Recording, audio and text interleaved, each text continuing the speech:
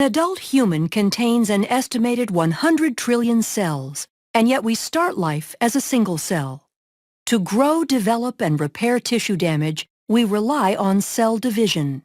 In eukaryotic cells, this process is accomplished by a series of well-orchestrated steps called mitosis.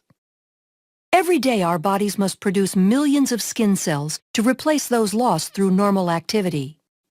Each of these cells must have a complete complement of the genetic material. Prior to cell division, where the cell divides into two identical cells, the DNA needs to be replicated so that each daughter cell receives an exact copy. Following DNA replication, the chromosomes condense in the nucleus of the cell. DNA condenses by wrapping around cores of histone proteins, forming nucleosomes. This beads-on-a-string structure is called chromatin. As a cell prepares to divide, chromatin coils up further, shortening and condensing the chromosome. The replicated chromosomes are called sister chromatids. The replication of DNA and the formation of sister chromatids is one part of the entire cell cycle.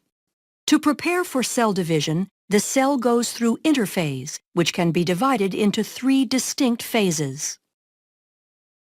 During G1 or Gap1 phase, all the organelles and cytoplasmic components, including the centrioles in animal cells, replicate. Then during S or synthesis phase, the DNA replicates. Finally, during G2 or Gap2 phase, all the enzymes needed to aid in the process of cell division are produced. Most eukaryotic cells spend a great deal of time in interphase and a very short period of time actually dividing, a process called mitosis.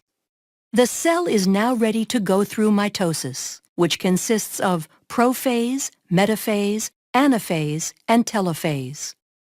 During prophase, the chromosomes condense and become visible, appearing as two sister chromatids held together at the centromere.